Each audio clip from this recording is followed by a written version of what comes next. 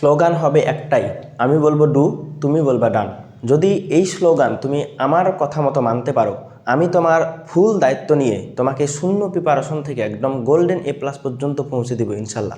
শুধুমাত্র আমি যা বলবো তোমাকে এই মুহূর্তে শুধুমাত্র চোখ বন্ধ করে যা করতে বলবো সেটাই করা লাগবে। যদি তুমি এই কাজটা করতে পারো, আমি তোমাকে ইনশাল্লাহ 100% গ্যারান্টি দিচ্ছি যে শূন্য প্রিপারেশনও যদি তোমার হয়, তুমি এইখান থেকে গোল্ডেন A+ পর্যন্ত পৌঁছে যাবে।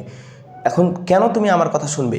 তুমি 2 বছরে ধরো অনেক পড়াশোনা তো করছো, অনেক পড়াশোনা করতে গিয়ে অনেক ধোকা টোকা খাইছো, ধোকা টোকা খেয়ে তারপরে তো তুমি এই পর্যায়ে আসছো, তাই না? তো তুমি 2 বছরের এই লাস্ট মোমেন্টটা তুমি শুধুমাত্র আমাকে দিয়ে দেখো না, তোমার জন্য আমি কি কি করতে পারি।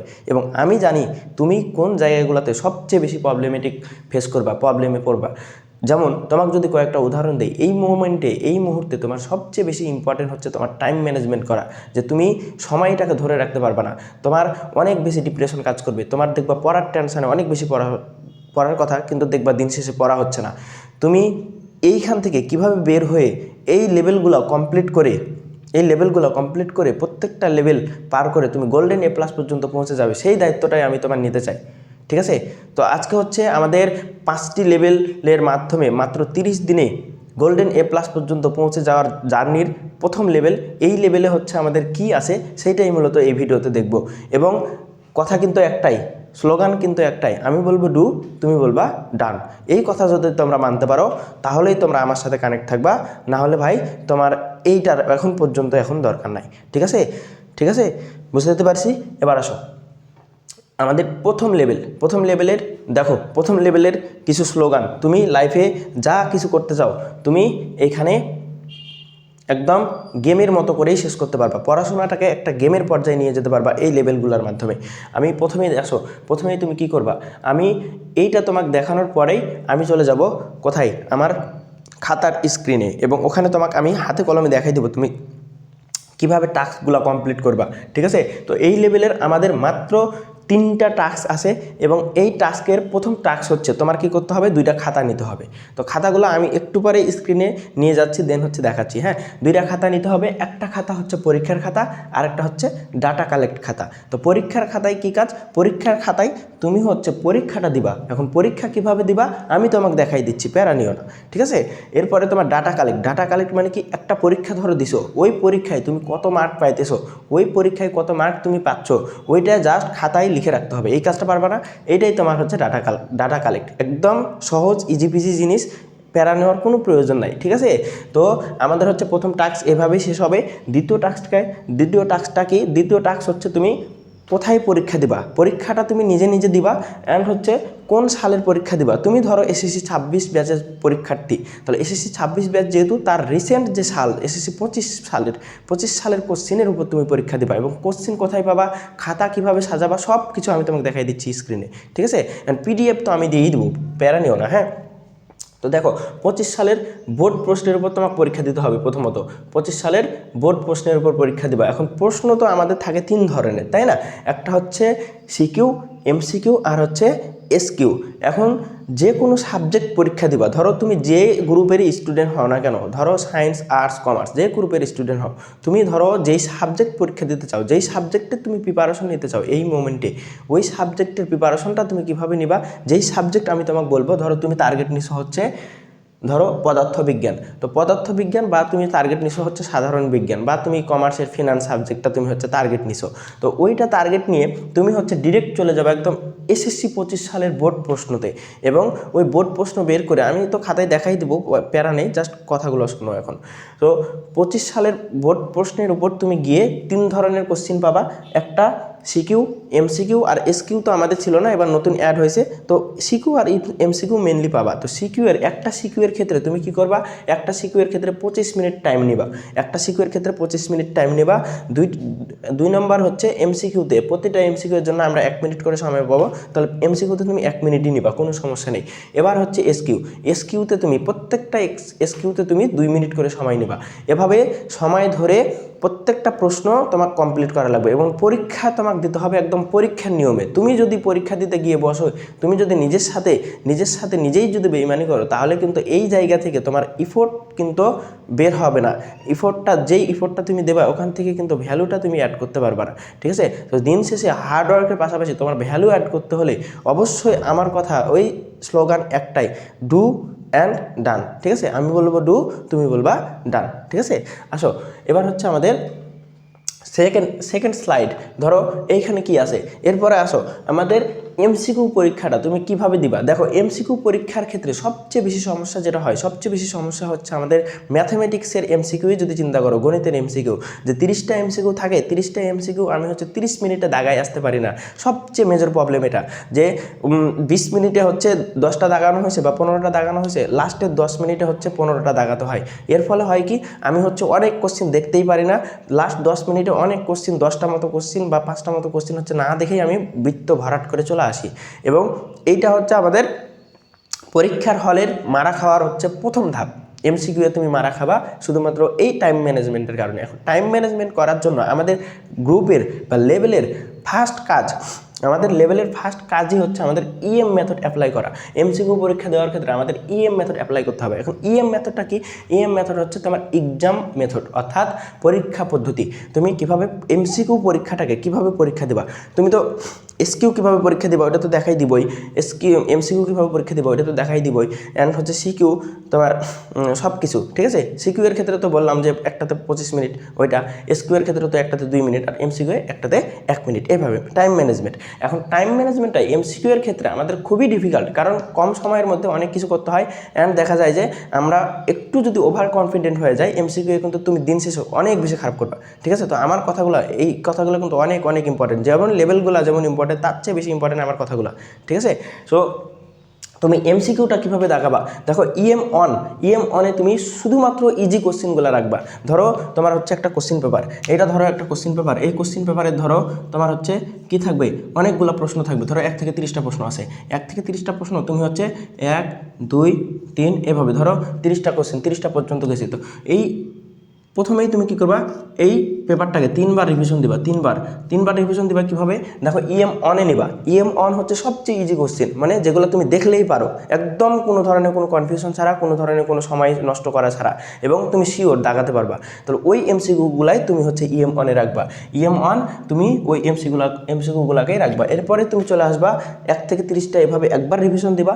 এরপরে তুমি দ্বিতীয় কাজ করবা। দ্বিতীয় কাজ কি, ইএম টু এ তুমি মিডিয়াম কোশ্চেন রাখবা। যে মিডিয়াম কোশ্চেন কোনগুলো, যেগুলো তুমি হচ্ছে একটু সময় নিলে পারবা কিন্তু তোমার হবে, এই জিনিসগুলো তুমি হচ্ছে আলাদা করবা। তুমি এই ক্ষেত্রে দেখবা প্রথম কোশ্চেন তোমার প্রিপারেশন যদি ভালো থাকে, প্রথম হচ্ছে তুমি দেখেই হচ্ছে 10+ এমসিকিউ দাগাই ফেলতে পারবা।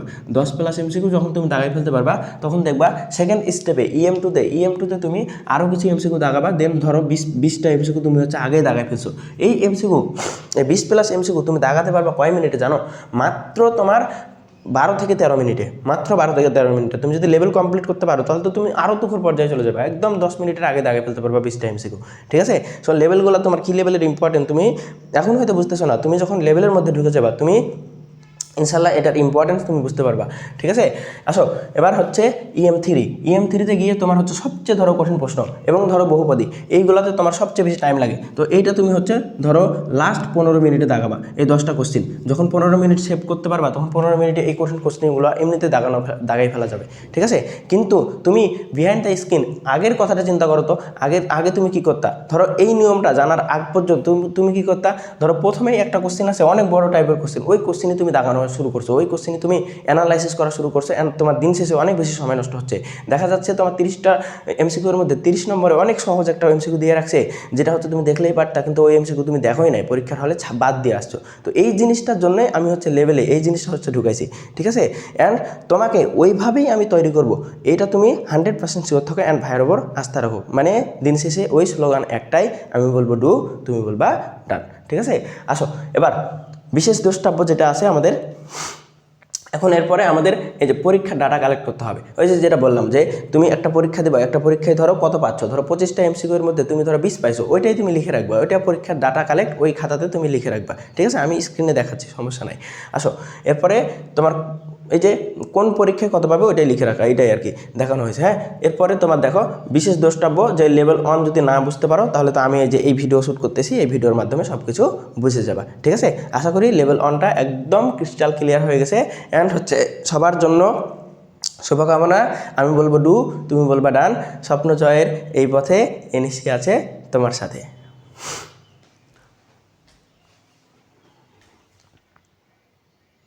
আসসালামু আলাইকুম সবাইকে। আমাদের লেভেল 1-এর স্ক্রিন সেটআপে তোমাদের সবাইকে স্বাগতম। এই সেটআপে আমরা হচ্ছে মূলত তোমাদের লেভেল 1-এর যে টাস্কগুলো আছে একদম প্র্যাকটিক্যালি আমরা হচ্ছে বোঝার ট্রাই করবো এবং বুঝাই দেবো। হ্যাঁ, সো চলো শুরু করি। ধরো আমাদের লেভেল 1-এর প্রথম টাস্ক কী ছিল, আমাদের 2টা খাতা নিতে হবে। তো 2টা খাতা কী খাতা, একটা হচ্ছে আমাদের এক্সাম খাতা আর একটা হচ্ছে আমাদের ডাটা খাতা। সো এই যে এরকম তোমাদের হচ্ছে 2টা খাতা নিবা, একটা হচ্ছে এই যে এরকম এক্সাম খাতা আর একটা হচ্ছে তোমাদের ডাটা খাতা। সো যে কোনো 2টা খাতা জাস্ট এইটা 2টা কাজের জন্য ইউজ করলেই হবে। ঠিক আছে, এখন আমরা এক্সামটা কীভাবে দিব এবং ডাটাটা কীভাবে কালেক্ট করবো এটা বুঝলেই আমাদের এই লেভেলটা কমপ্লিট। হ্যাঁ, অ্যান্ড তোমাদের টাস্ক একদম জার্নিটা শুরু হয়ে যাবে। সো চলো এক্সামটা একদম দেখে ফেলি কীভাবে আমরা শুরু করতে পারি। ধরো তোমাকে আমি বলছি যে 25 সালে সকল বোর্ড প্রশ্ন পরীক্ষা দিতে হবে। সো তুমি ধরো ঢাকা বোর্ডের একজন স্টুডেন্ট, তো তুমি কী করবা, প্রথমত ঢাকা বোর্ডের প্রশ্নগুলো বের করবা। তো ঢাকা বোর্ডের প্রশ্ন যখন বের করবা, দেখো আমাদের হচ্ছে ধরো 2025 সাল, এটা হচ্ছে আমাদের একটা মেইডিজি টেস্ট পেপার, তোমার যে কোনো টেস্ট পেপার হলেই চলে। ধরো ঢাকা বোর্ডের আমাদের প্রথমেই হচ্ছে এমসিকিউ পরীক্ষা দিতে চাই। তো এমসিকিউ পরীক্ষা যখন দিতে যাবো আমাদের হচ্ছে দেখবা এই যে বইটাতে সুন্দর করে মেডিজি বা টেস্ট পেপারের কেন প্রয়োজন হবে। দেখো আমাদের মেডিজি বা টেস্ট পেপারে এখন লাস্ট মুহূর্তে সবচেয়ে ভালো ভালো কোশ্চেনগুলো দেওয়া থাকে এবং গুছানো থাকে, আমাদের প্রশ্নগুলো হচ্ছে এক জায়গায় দেওয়া থাকে। তো আমরা পরীক্ষা দেওয়ার জন্য সবচেয়ে বেশি প্রয়োজন হচ্ছে যে মেডিজি বা টেস্ট পেপারগুলো। সো তোমরা গ্রুপে হচ্ছে সব কিছু পেয়ে যাবে, কোনো সমস্যা নেই, আমরা হচ্ছে কালেক্ট করে দিয়ে দেবো। তো এখান থেকে আমাদের দেখো প্রথম কাজটা যেটা করতে হবে, আমাদের এই শেষের দিকে যে কোনো টেস্ট পেপারে তোমাদের যেহেতু শর্ট সিলেবাসের পরীক্ষা, তো এই যে এখানেই তোমাদের দেওয়া থাকবে যে সিলেবাস বহির্ভূত কোশ্চেন কোনগুলো। সিলেবাস বহির্ভূত যে কোশ্চেনগুলো, ওই কোশ্চেনগুলো হচ্ছে আগেই দাগাই ফেলবে। এখন কী কী সিলেবাস বহির্ভূত আছে আমি একটু দাগাই ফেলি। সো এই কাজগুলো প্রথমেই করে নিবা, তাহলে তোমার হচ্ছে পরীক্ষা দিতে ইজি হবে, কনফিউশন ক্রিয়েট হবে না। ঠিক আছে, তো 2 নম্বর হচ্ছে আমাদের সিলেবাসে নাই, তো 2 নম্বরটা হচ্ছে একটু দাগাই ফেলি।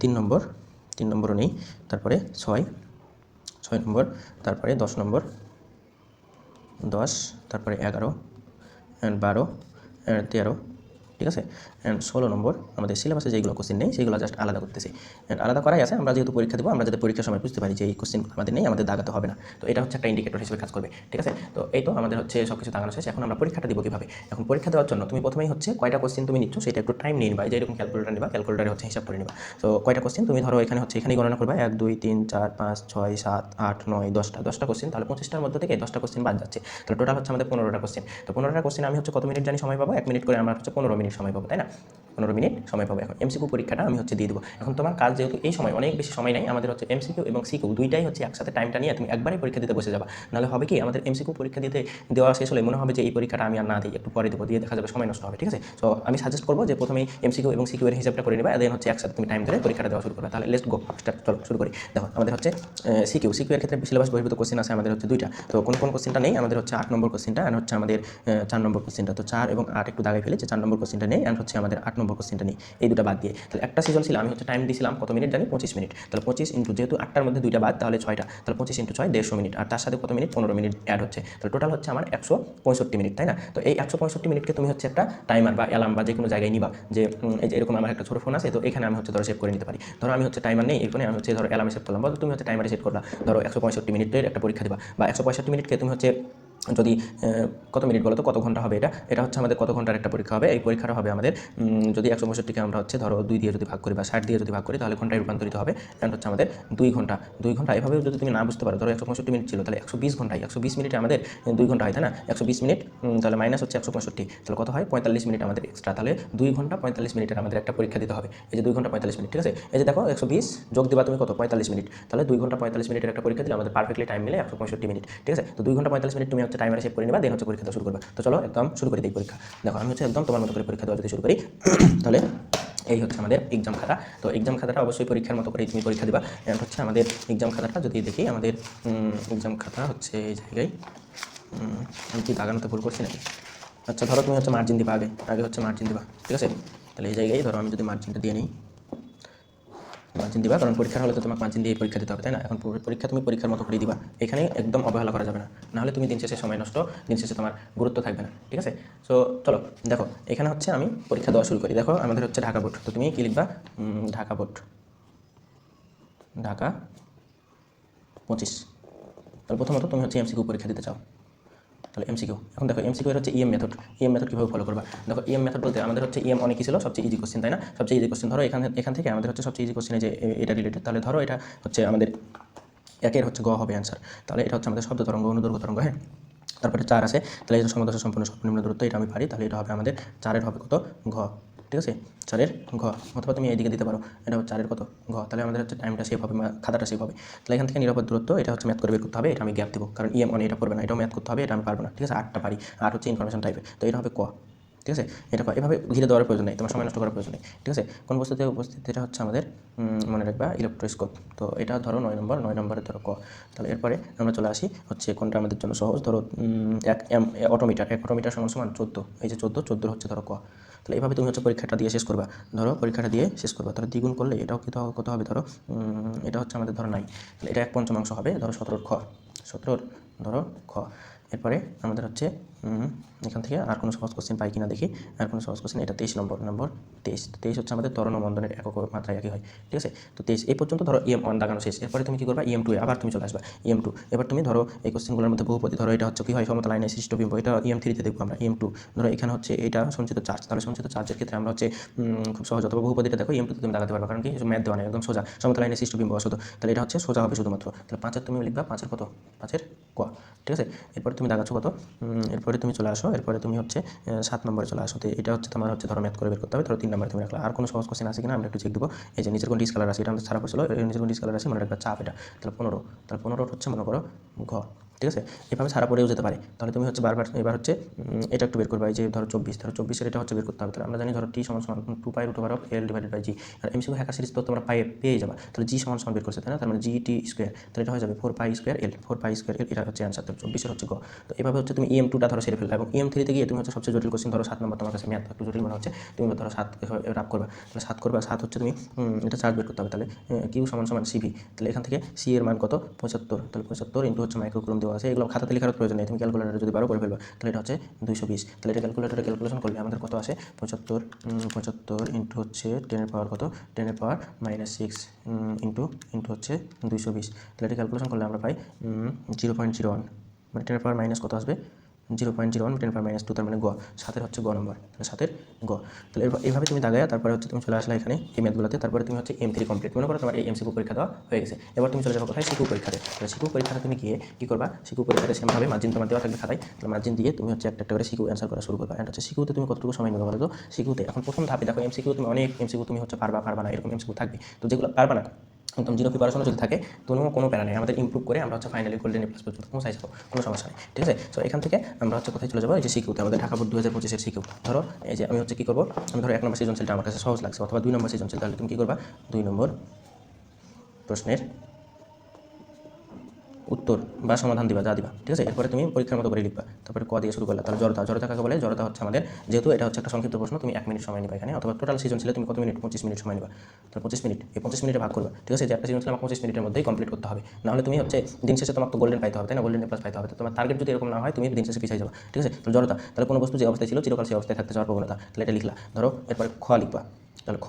এখন সৃজনশীল লেখার নিয়মটা কি, এভাবে এই যে ক খ এভাবে শুরু করবা। তারপরে তুমি হচ্ছে ঘর্ষণ একটি প্রয়োজনীয় উপদ্রব, ধরো ব্যাখ্যা দিলা, ঘর্ষণের সংজ্ঞা দিলা, ঘর্ষণ একটি প্রয়োজনীয় উপদ্রব, কারণ কি ঘর্ষণ হচ্ছে যেমন আমাদের উপকারে বিভিন্ন গাতির ধরো একটা গাড়ি হচ্ছে গতি কমিয়ে গাড়িটাকে থামাতে সাহায্য করে, কিন্তু আবার আমাদের হচ্ছে কোনো একটা মসৃণ তলে ঘর্ষণের সৃষ্টি হলে ওই মসৃণ তলটা আবার নষ্ট হয়ে যায়, তো এটা একটা প্রয়োজনীয় হচ্ছে হতে পারে উপদ্রব হতে পারে। উপদ্রব মানে কি, প্রয়োজনের চাইতে একটু নষ্ট কিছু, এরকম একটু আংশিক খারাপ এরকম বোঝায়, হ্যাঁ। তো এরপরে ধরো তুমি হচ্ছে গ নম্বরে অ্যান্সার করবে, তাহলে গ নম্বরে তো তোমার হচ্ছে এরকম মার্জিন দেওয়া থাকবে, আমি হচ্ছে সময় নষ্ট না করি, তোমাদের হচ্ছে অনেক বোরিং লাগতে পারে, তো এখান থেকে ধরো এই যে মার্জিন আমি দিলাম, তাহলে এই হচ্ছে মার্জিন। তাহলে এখান থেকে তুমি হচ্ছে গ নম্বরে আসলে, এই যে মিলিত বেগ, তাহলে এটা তুমি পারবা। মিলিত বেগের ক্ষেত্রে আমরা কি করি, এখানে দিয়ে ফিজিক্সের এই জায়গায় তুলে সব কিছু দেন হচ্ছে মিলিত বেগের সূত্র M1 U1 প্লাস হচ্ছে M2 U2 divided by M1 plus M2, এবং দেখতে হবে বেগ দুটো একই দিকে কিনা, একই দিকে হলে প্লাস হবে, ঠিক আছে। তাহলে এবার তুমি মানটান বসায় দেখবে অ্যান্সার যেটা আসবে সেটা হবে তোমার অ্যান্সার। ধরো 25 মিনিটের আগে যদি কমপ্লিট করে ফেলো তাহলে ডান। এবার ঘ নম্বরে চলে যাবে, তাহলে স্থিতিস্থাপক কিনা, তাহলে তুমি ভরবেগটা চেক দিবা, এরপরে তুমি গতিশক্তিটা চেক দিবা, যাতে যা সময় লাগে তাহলে সময়ের মধ্যে তুমি কমপ্লিট করে ফেলবা, ঠিক আছে। ধরো এটা তোমার গ হয়েছে, এটা হচ্ছে তোমার ঘ হয়েছে, এখন তোমার কী করতে হবে, মার্কিং করতে হবে, তাই না,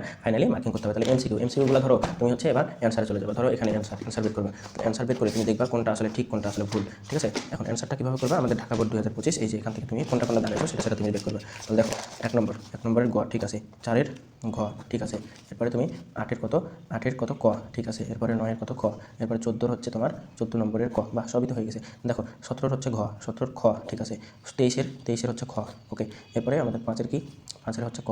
আগে পরে কেন হয়েছে আমি হচ্ছে আগে পরে দাগাইছি তাই, কারণ ইএম মেথড ফলো করতে হবে, নাহলে টাইম ম্যানেজমেন্ট করতে পারবো না। ঠিক আছে, এবার 15 হচ্ছে ঘ, 15 ঘ, এরপরে 24 আমি হচ্ছে দাগাই নাই, এরপরে 7 কত, 7 হচ্ছে আমাদের গ। ধরো সব কটাই হয়েছে। এখন তুমি হচ্ছে তোমার পরীক্ষা আসলে কয়টার মধ্যে ছিল বলো তো? আমার প্রশ্ন ছিল 15টা, এবং 15টার মধ্যে তুমি এমসিকিউতে পাইছো কত? 15টার মধ্যে তুমি হচ্ছে এই যে এখানে তুমি লিখে রাখতে পারো, এখানে তুমি লিখে রাখতে তো পারো না, তুমি একদম লিখে রাখবা, এটা হচ্ছে লিখাই লাগবে। তাহলে 15টা তোমার কোশ্চেন ছিল ফাইনালি, তুমি পাইছো 1 2 3 4 5 6 7 8 9 10, তাহলে 10টা।